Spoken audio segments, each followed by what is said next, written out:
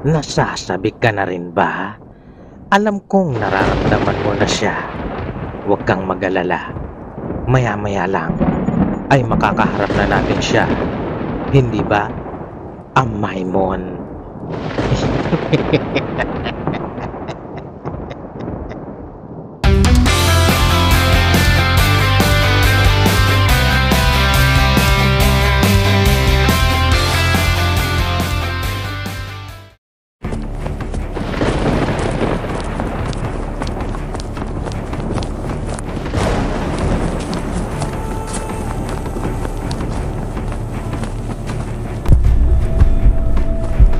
Ah, ah, ano tong nararamdaman ko?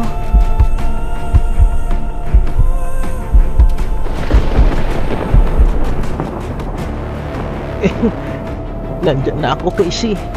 Konting tiis na lang.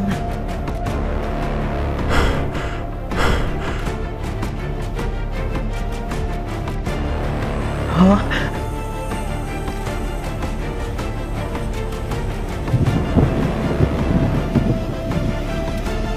Ha? Casey? Magandang gabi sa'yo.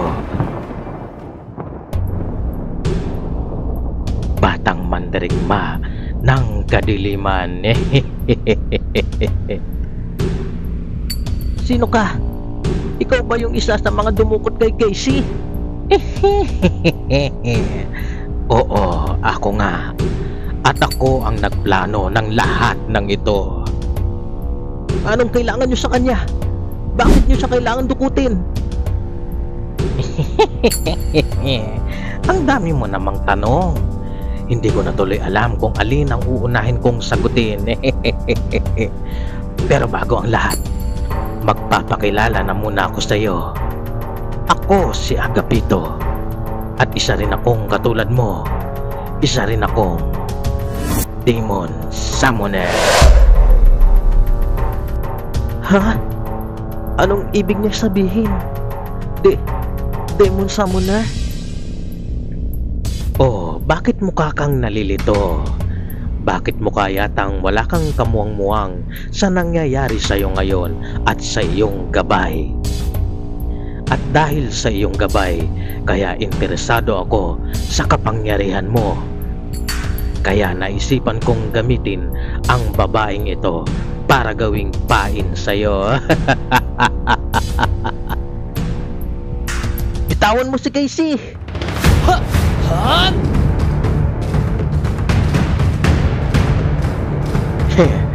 Amaymon.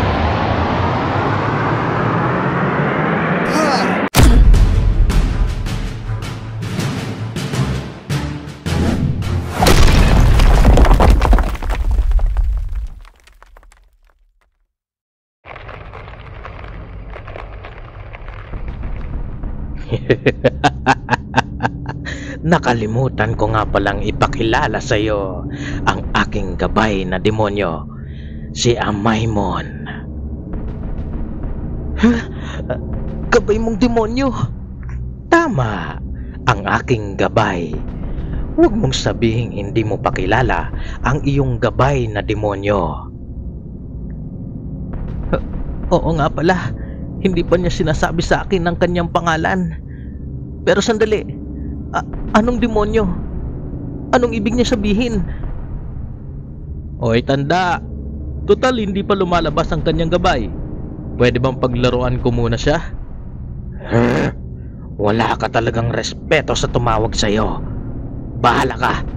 Gawin mo kung anong gusto mo. Ayos.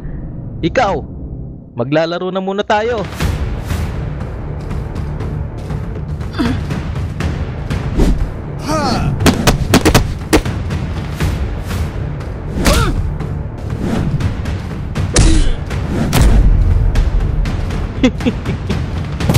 Kawawa ka naman. Mukhang hindi pa handa ang iyong gabay para sumaklolo sa'yo. Paano ba yan?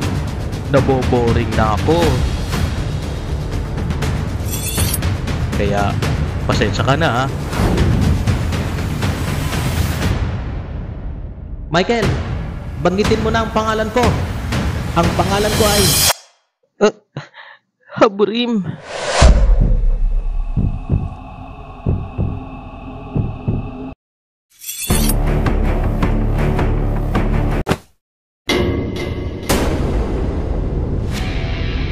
Teka.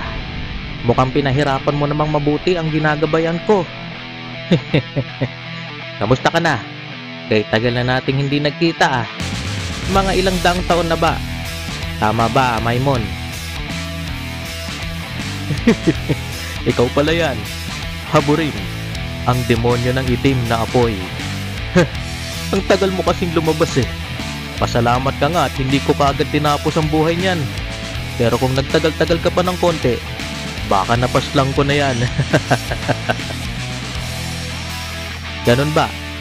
Mabuti na lang pala at natapos ko na kaagad ang ritual. Ano, Michael? Kaya mo pa bang lumaban? Oo, kaya ko pa naman. Kailangang mailigtas ko si Casey kahit anong mangyari. Sigurado ka?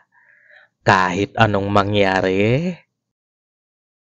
Oo, sa kahit anong paraan ay babawiin ko sa iyo si Casey.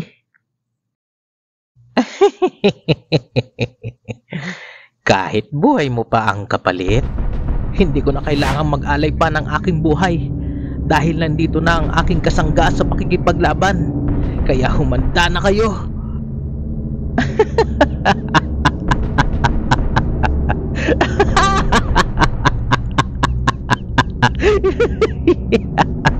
Bakit? Ano nakakatawa sa sinabi ko?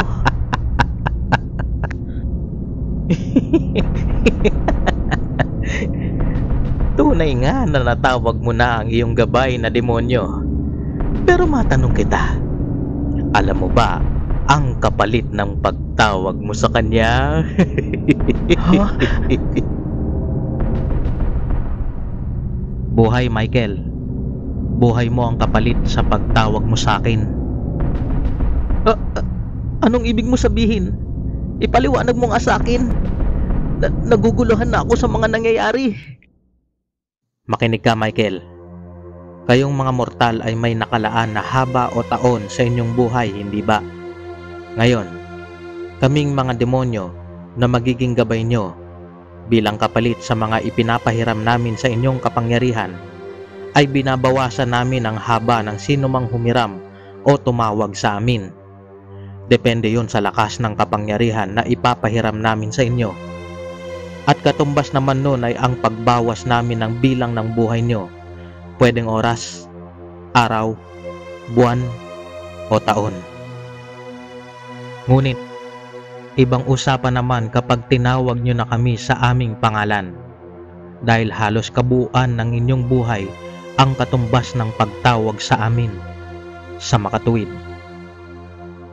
1 taon na lang ang nalalabi sa buhay mo ngayon, Michael. Ha? Ibig mo sabihin, 1 taon na lang ang nalalabi sa akin?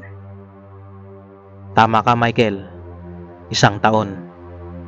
Ngayon, bata, handa ka pa rin bang iligtas ang babaeng ito? Ngayong nalaman mo na 1 taon na lang ang ilalabi mo sa mundong ito. Sa bagay, natawag mo na naman ang iyong gabay, kaya wala ka nang magagawa.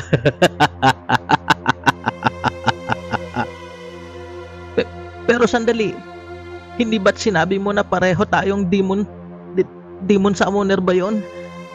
Kung gayon, ay katulad mo rin ako na 1 taon na lang ang nalalabing buhay. Tama, 1 taon na lang ang buhay ko nung una kong tinawag ang aking gabay. Pero, tanungin mo ngayon ang iyong gabay kung 1 taon pa rin nga ba ang nalalabi kong buhay ngayon. 2 taon, 6 na buwan, 3 linggo at 4 na araw. Tama ba ako, Agapito? Magaling! Mas lamang ako sa iyo ngayon ng bilang ng taon, bata. Teka, bakit ganon? Bakit mas lamang siya ng taon sa akin, Haburim? Ang daya mo naman. Bakit ang mahal naman ata ng singil mo sa akin? Magsalita ka, Haburim! Magsalita ka! Tumigil ka nga. Nakakarindi ang boses mo. Hayaan mo akong magpaliwanag, bata. Tayong mga demon summoner ay nag-aalay ng buhay sa ating mga gabay na demonyo bilang kapalit sa kanilang ipapahiram na lakas at kapangyarihan. Pero para manatili tayong buhay, kailangan nating dagdagan ang ating bilang ng buhay at magagawa lang natin yon kapag nakagapi tayo ng katulad din nating demon summoner. Sa makatuwid, ang isang demon summoner na makakatalo ng isa pang demon summoner ay magkakaroon ng gantimpala na makuha ang nalalabing buhay at kapangyarihan ng natalo niyang demon summoner. Malinaw pa nga sa alaala ko nung natalo ko ang isang baguhang demon summoner kagaya mo. Kaya nadagdagan ang bilang ng aking buhay. Ngayon, alam mo na ang dahilan kung bakit gusto kitang makalaban ngayon.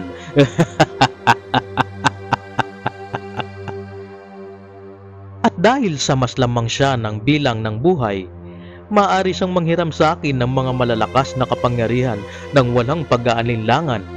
Mas madali na sa kanya ngayong talunin ka at kunin ang iyong buhay. Ngayon, Michael, ayon sa mga narinig mo, handa ka pa rin bang lumaban at isugal ang nalalabi mong buhay?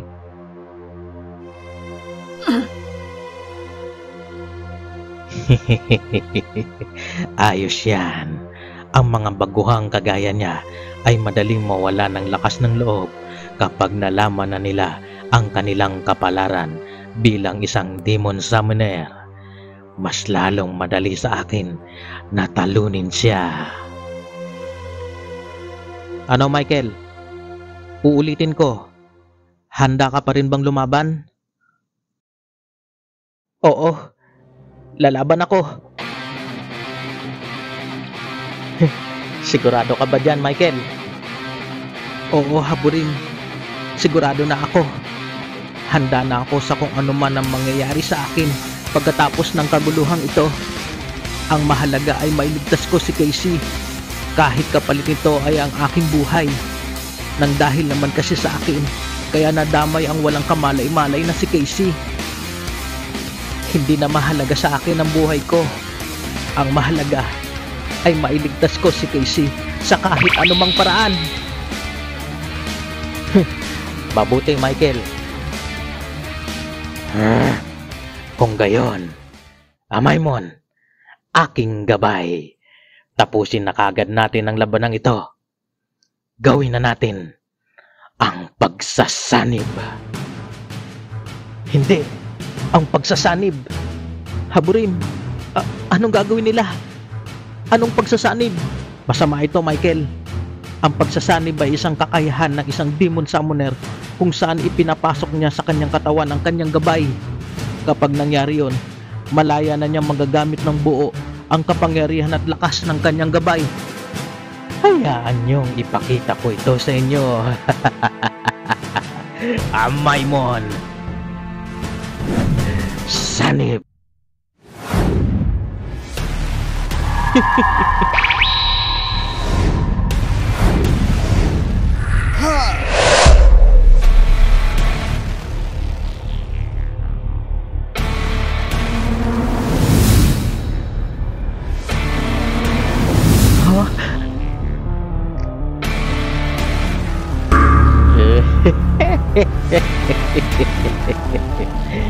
Simulan na natin ang ating duelo para mabuhay.